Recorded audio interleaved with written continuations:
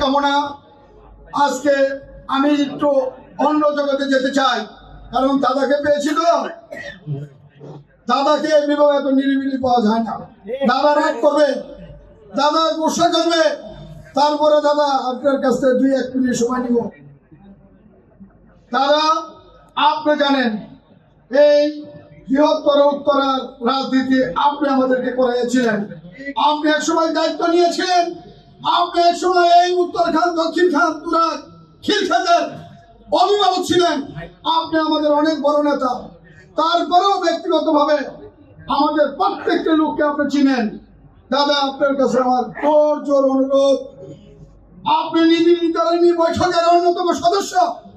এইখানে আমাদের যে 12-13 জন স্ট্যান্ডিং কমিটি স্থায়ী কমিটির সদস্য রয়েছে, কেউ কিন্তু দাদা এই উত্তরখান দক্ষিণখানের বিষয়ে এতভাবে ভৌগোলিক অবস্থান আমরা যারা রাজনীতিটা করি এমনি ভাবে সবাই চিনেন আমাদেরকে।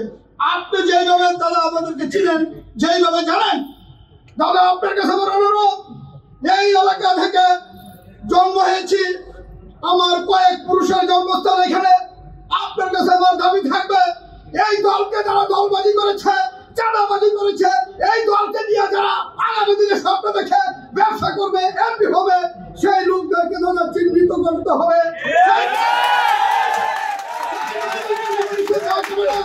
সেই লোকদেরকে নমিনেশন দিতে পারবেন না। দাদা আপনাকে বলতে চাই, আপনি প্রত্যেকটা লোকের নাম জানেন, প্রত্যেকটি লোকের সাথে আপনার সুসম্পর্ক রয়েছে।